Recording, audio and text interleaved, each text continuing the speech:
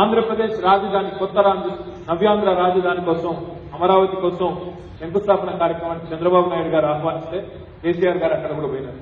పోయిన తర్వాత మీ అందరూ కూడా చూశారు. కేసీఆర్ గారు ప్రసంగించడానికి లేవగానే ఎంత పెద్ద ఎత్తున అక్కడి నుంచి కరతాళ ధ్వనులు నిలిచినా కూడా మీరు చూస్తున్నారు. తెల్లారి నాకు అనుకోకుండా ఒక ఆంధ్ర మంత్రి గారు ఏదో పెళ్లి కార్డు ఇవ్వడానికి నా దగ్గరకు వచ్చారు. వస్తే ఆయన నన్ను చాలా మంచి మిత్రుడు, గతం నుంచి కూడా మిత్రుడు. ఆయన మాట్లాడుతూ ఆయన ఉన్నారు. నాకు అర్థం కాలేదు, ఏంటి బాస్ మా ఓడి కంటే మీ ఓడికి ఎక్కువ సపోర్ట్ కొట్టారు, మా దగ్గర ఏం రైట్ అంటే నేను ఒకటే చెప్పాను, నేను కూడా పేరు మార్చుకుంటున్నాం.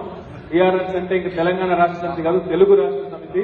మీ దగ్గర కూడా వస్తున్నాం తొందరలో, మీ దగ్గర కూడా వస్తున్నాం, తప్పకుండా తొందరలో వస్తాను.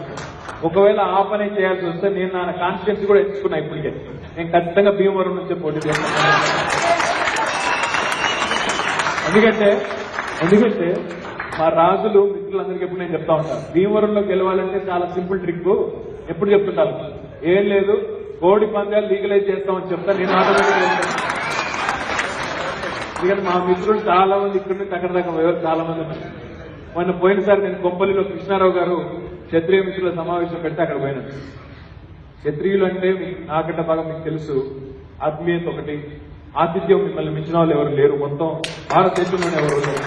ఆతిథ్యంలో డెఫినెట్ గా ఒకసారి వడ్డించి తినిపించి రొయ్యలు పీతలు తినిపించి పూర్తిగా మనుషుల్లో ఒక 2-3 కిలోల బరువు పెంచేదాకా మీరు ఊరుకోరు. వాళ్ళ ఆతిథ్యంలో మిమ్మల్ని మించిన వాళ్ళు లేరు. అందుకే మా మిత్రులకి ఎప్పుడు చెప్తా ఉంటాం, ఖచ్చితంగా ఒకటి